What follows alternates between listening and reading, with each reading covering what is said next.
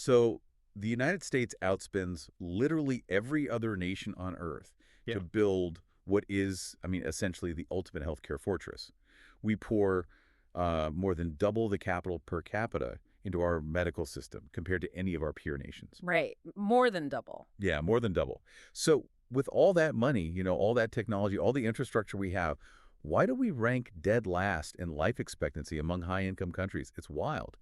Today, we are looking at a brand new 72-page bombshell of a document out of Washington that, well, it claims to have the answer. And the answer they present is, frankly, pretty grim. Yeah, it is.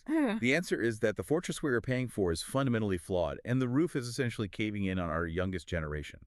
It really is the ultimate structural paradox. You'd expect maximum resource allocation to yield, maximum biological resilience. But the data we're looking at today tells the exact opposite story. Yeah. This document, it's called the Make Our Children Healthy Again, or MAHA, assessment report. It was put together by a newly formed presidential commission, and their explicit mandate was to document what they were officially calling an unprecedented childhood chronic disease crisis. I mean, unprecedented is kind of the only word for it when you actually look at the baseline they establish right on Ah. page 1.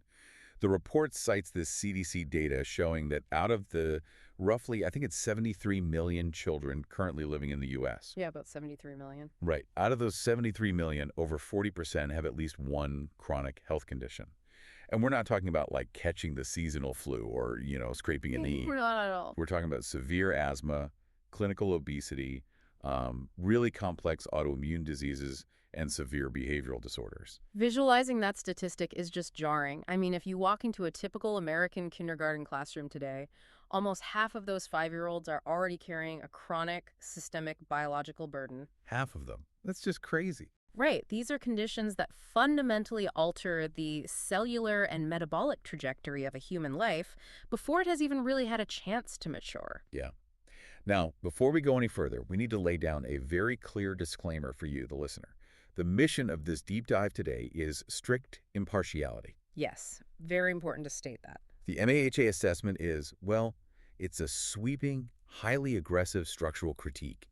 It wades directly into heavily politically charged territory, it makes very explicit corporate callouts, and it directly challenges the foundations of, multi-billion-dollar industries. Absolutely. So we are not here to take sides or to endorse the commission's viewpoints or to, validate the specific political arguments embedded in the text. Our job today is to act as a clear, unbiased lens. Exactly. We're going to impartially report on the claims, the data, and the precise viewpoints in this document so you can understand exactly what is being argued at the highest levels of policy right now.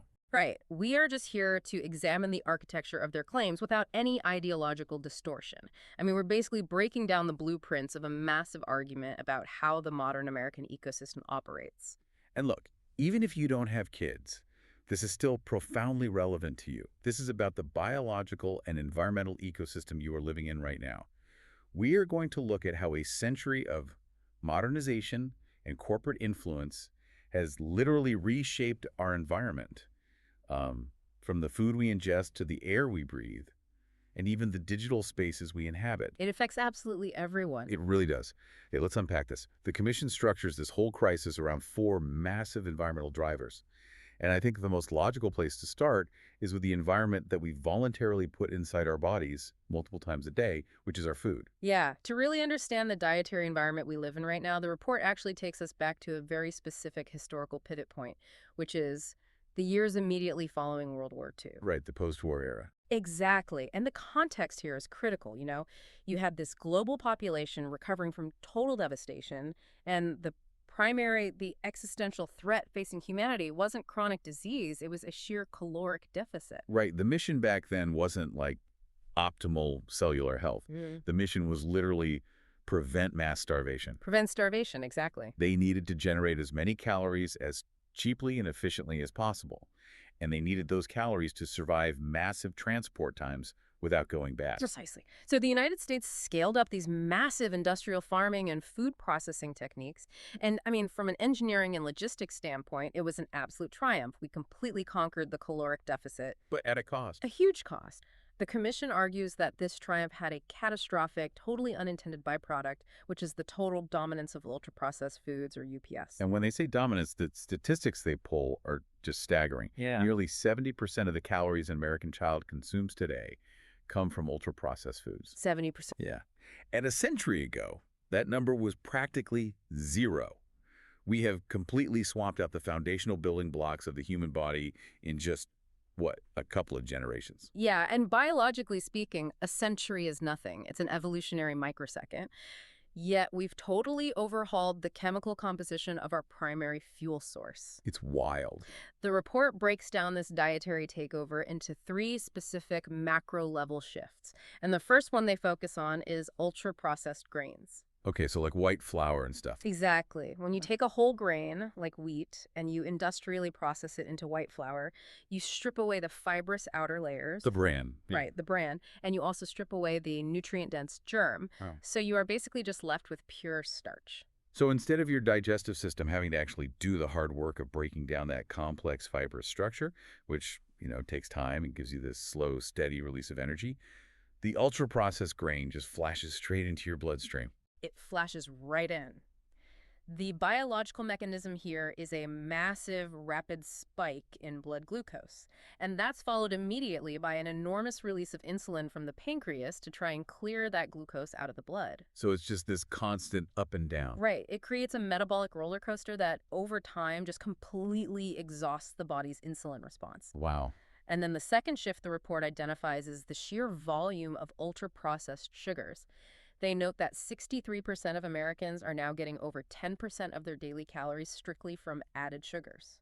And just to be super clear for you listening, we aren't talking about the fructose that's naturally bound up in the cellular matrix of, like, an apple. No, definitely not. We are talking about industrially synthesized sugars, right? Like high fructose corn syrup that they just inject into literally everything from sandwich bread to pasta sauce. Exactly. It's inescapable. And the third macro shift they talk about is the replacement of traditional fats with heavily refined seed oils. The report specifically points out soybean and canola oils. What's the specific issue with those oils, according to the text? Well, the primary concern they raise is about the extraction process itself. These oils are usually extracted using very high heat and chemical solvents. Wait, chemical solvents? Like what? Like hexane, which is a petroleum byproduct. Oh, wow. Yeah. And the report argues that this harsh process can damage the delicate fatty acid structures, which leads to oxidative stress and systemic inflammation when you consume them in the high continuous quantities that Americans do. So you have this combination of instant glucose spikes, massive added industrial sugars, and oxidized fats. A perfect storm, basically. Yeah, a perfect storm. And to really illustrate how the human body reacts to this specific combination, the report highlights this landmark clinical trial. It was conducted at a National Institutes of Health facility led by a researcher named Kevin Hall. And the methodology of this study is incredibly revealing. Oh, it's fascinating. What's so unique here is how tightly controlled the environment was.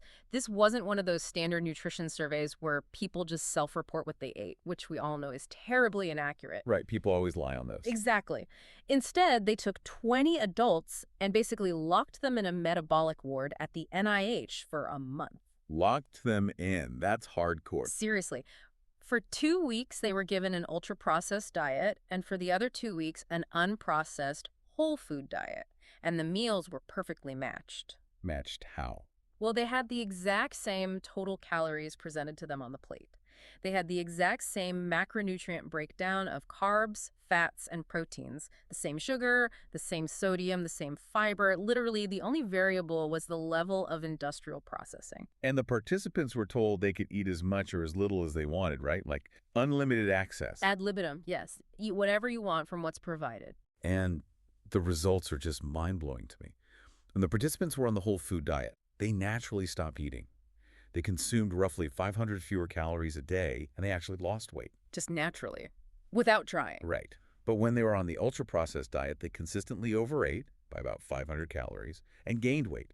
Same nutrients, different processing. Which forces us to look at the why. Like, how does processing fundamentally change our behavior like that? The report really unpacks the cellular mechanisms at play here.